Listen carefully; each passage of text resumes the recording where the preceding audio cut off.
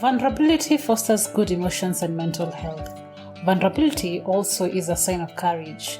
We become more resilient and brave when we embrace who we truly are and what we are feeling.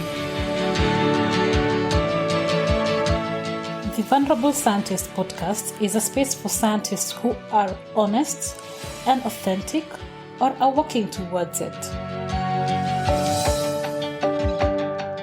Join the vulnerable space by either sending an audio using the link on the show notes talking about your highs and lows as a scientist, or by contacting Sarah Nyakeri, aka New Biochemist, to schedule a chat. The Vulnerable Scientist podcast benefits both the listener and the one sharing. You can now rate this podcast on Spotify or put a review on Apple Podcasts or any other listening platform with a rating button. And to share your thoughts, feel free to send an audio message using the audio link, either using your name or anonymously, to be published on the following episodes of the Vulnerable Scientist podcasts.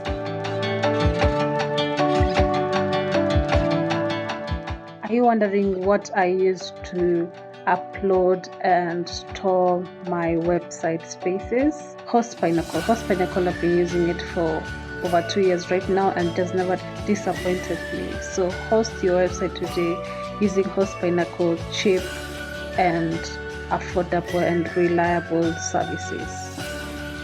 To start experiencing Host Pinnacle goodness, click on the link on the show notes and you will not regret your decision.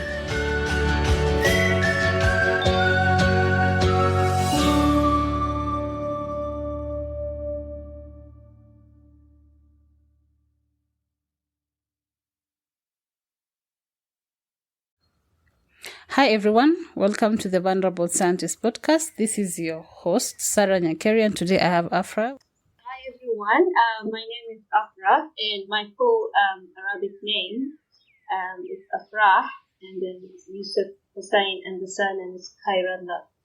I'm a bioinformatician, or we can say computational biologist. I started my higher education in South Africa. I'm originally from Sudan. And I grew up, we are 6 in total. I'm the second born.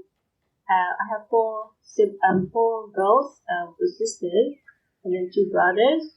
And my family, when I was young, they migrated to Saudi Arabia, more specifically Jeddah, which is just across the Red Sea. It's not far from Sudan. It's one of the neighboring countries. So I grew up there in Jeddah, and then I moved to South Africa for my higher education. I started at the University of Pretoria for my Bachelor of Science degree in Biotechnology, and further an honors degree in Bioinformatics, also at the University of Pretoria, and followed by a Master's and PhD in Bioinformatics at Rhodes University in the Eastern Cape, or in Grahamstown. And currently a postdoc at Africa Health Research Institute, also referred to as ARI, and it's located in Durban. So I just started recently, and this is my professional journey. Yeah, I was born in Sudan, actually, not in the capital, in a city or a big city actually near the capital, called Wad Madani. Known for farming, and it's close to the Nile River, so that's why it's known for its farming. Then my parents, I did not live in Sudan. We moved, and I grew up in Saudi. I did all my schooling actually in Saudi, Jeddah, and the schools there were Arabic. So I studied all my the schooling all was done in Arabic, from math to chemistry to physics, and even the language of communication was in Arabic. So that's why one of the main challenges when I first arrived in South Africa was the language barrier. And English was only taught to us as a second language, and that's it. But we were never taught in English. So that's for the schooling. So growing up in Sudan or Saudi, it's somehow similar, because in North Africa is somehow closer to the Middle East. We share the same, some culture, like Muslims similar, and the religion as well. So I grew up in a very conservative, religious family, and I lived my life was completely different from what it is now, and I had to somehow swim against the current to prove to myself and that I'm worthy of pursuing my higher education. It wasn't just a simple decision just to come to South Africa. I really had to convince my family to allow me, just to come and pursue my studies. There were cultural barriers. Okay, sorry, let me understand. So you're done with school, high school, right? At that time? Yes. Then how did you get interested in biotechnology in particular? Why did you decide to do biotechnology? Tell me from high school to you entering university. Okay. In high school, I was like very good at chemistry and math, and they were my favorite subjects, especially chemistry. That kind of love that you develop for a subject where you feel like studying is not studying.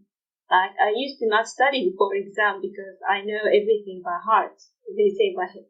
Yeah. So chemistry was my favorite, and I did very well. And I also English was my a favorite subject. So I knew that I had to work hard in English so it could serve me in the future. So I had to work extra hard for that. But with chemistry, I developed that love for science through chemistry. So that was my interest.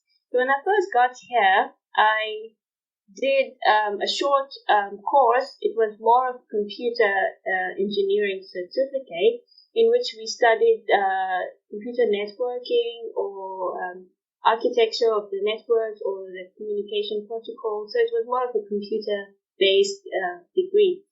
And then from there, I realized that I'm passionate and I actually love computing, and at the same time, I love biology. And I excel very well in these two. Then I tried to find, while I was going through the degrees that are offered, of course, in our traditional African family, they would like you to be a doctor, do medicine. It's like the preferred degree, or if you do medicine, you made it. Otherwise, anything else is not counted as, So I was lucky enough to choose what I want. So I wanted something that is more of a technology and biology. And at that time, bioinformatics was not that common or popular yet. So the closest thing to this was biotechnology. So I did my best, which was a good choice because I get to learn microbiology.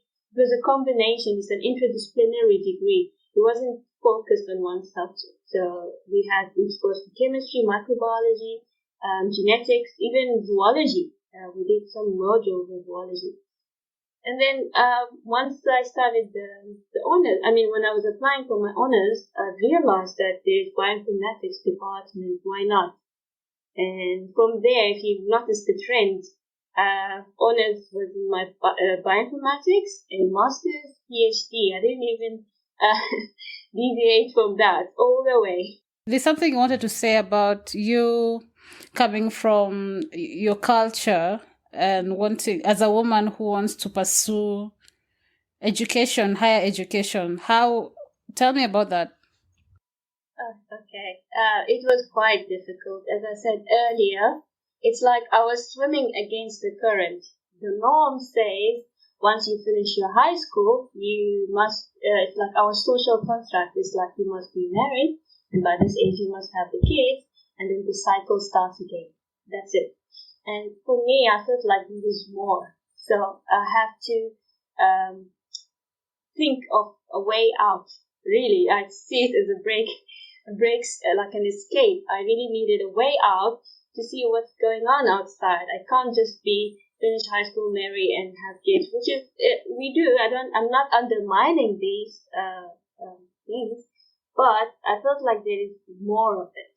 So after finishing, I had to convince my family, and the way I could convince them is to have high marks in order for me to receive a scholarship to go overseas. Yeah. No, the reason why is it was not a proper scholarship yet for my undergrad. They wanted me to study at home first. So the scholarship were offered to nationals, Saudi nationals only. We are living there, but we are not citizens, right?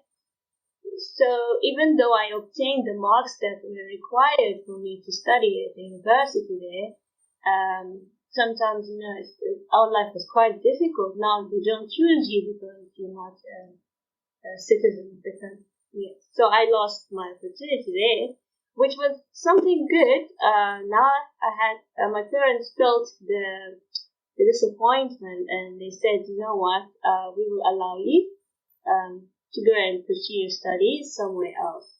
Yeah. So, and they supported me for my bachelor of science degree. However, it was with extreme conditions. I had to, yes, I had to come first for a trial year, and that's where I did that short course in computer engineering. Yeah, and I had to live with my aunt for the whole year. So I was supervised, and we had to make sure that I do not misbehave, or if I do like one mistake, I'll be sent home in the next plane. I knew that. So yes, it was more of a trip. Like maybe going out or coming late, that's enough for me to go home. Yeah, and to them that's a sign of disrespect. However, within me, I haven't spoken about my character. I'm a very outgoing person. Like I like to see places. I like to travel. I like to go. And it was not me. It's like I had to pretend that I'm someone who I'm not just to get to my dream. Yeah, so I did. I stayed at home. The only thing we do for activities was I'd visit the beach once in a while at the end of the weekend, and maybe the cinema, and then we go home. No, I had no friends, no social life, but I stayed focused so I can prove myself so that they allow me to continue. So, funny enough, after completing that degree, I was awarded the top student award or achiever. I really focused, and then they were impressed. They said, "Okay, fine. Now you can maybe pursue your studies further. It's okay with us now that you've shown us that you're focused and dedicated. Then and my aunt probably spoke on my behalf, saying that I'm a good girl." So they allowed me to now go to UP, but with another condition that I had to be accompanied by my brother. So they said you can only go to a university where you both accepted, me and my older brother. So we got both accepted actually at UP, me and my brother. So he was like monitoring my activities, and I was like really living the life there, first, feeling a bit of independence and freedom, but I'm still being supervised. So that's what happened. We started together, and so funny, our first names, initials are the same, AA and surname, so they used to confuse our marks. We used to think that we are the same twins sometimes.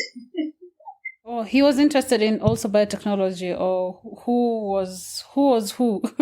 We were both shared the same interests, and that's why people were calling us twins, because we somehow like the same things. Even when you get to your third year and you have to pick your majors, we somehow pick the same courses. And the only difference now is he chose a different path, more into industry, and I chose the academic path, and now more into academia. And now let's see. Sometimes he tells me experience wins. And sometimes I tell them academia wins, so we'll have to see who's gonna make it at the end. Yeah, that's interesting. That's an actual interesting part to see how it goes too. Yeah, because straight after his BSc he started working. I'm sure now he has like 10 years experience, and I have my post qualifications. Wow, 10 years difference. Yeah. In this year, he's only had his bachelor degree, but he has lots of experience working in a big company. But at the same time, I feel like it wasn't a waste time for me because I managed to complete my PhD and start a postdoc. So I also feel like I've gone far, but we don't know in terms of if you want to wait. You don't know. We'll find out once we. Yeah. Okay. So, questions. So, between your after you've done your honors, how long did it take for you to decide I want to do an MSc? Like, what did you do between that gap? Yes, right. So, when I finished my honors, now the family pressure comes back. Now you have been outside for so long, you should come home. They were worried, they didn't want me to be away for so long, and they wanted me now maybe settled. Yeah.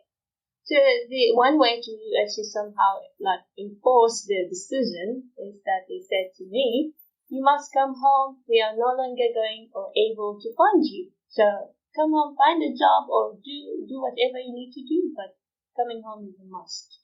So I remember in that year I went back home, and it was somehow like a one gap year in which I was looking for opportunities there and there. And thank you for this question, because this is a very important part of my journey. I remember I applied to the Organization for Women in Science from the Developing World, and somewhere around December in that year, after a very long year of disappointment or not finding, and what I needed was an opportunity just to prove myself, just to excel and thrive. I felt like what all the Organization for Women in Science gave me is an opportunity, and that's just what I needed. They sent me that acceptance letter. I remember that day very well. I was like overwhelmed with happiness, and they said now that, and I was so lucky I was funded to do my MSc. It was an MSc converting to PhD. Not many get that. Usually you get PhD. I was so worried that I need to find a way to do my master's so I can stand a chance.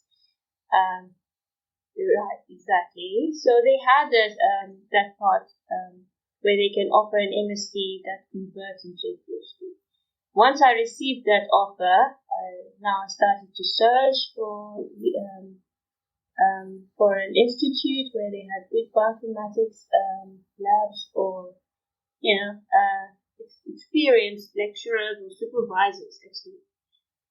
One thing I was interested in now, why I had been accepted at Stellenbosch University, and also I've got an offer from Rhodes University.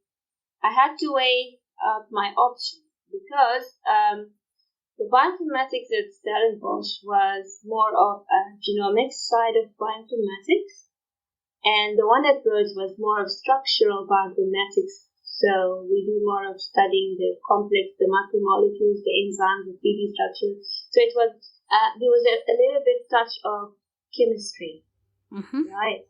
The chemistry that you're talking about. Yes, it came back with a big punch. Yeah. And I said, you know what? No one would consider going to Rhodes. Not like no one, but given that you have whole think of merit. Yeah, it's like Stellenbosch, Western Cape, right? And then Grahamstown. Have you been? I don't know if you've been, but Grahamstown is a very small town. It's somehow a university town. It's the university and town. That's it.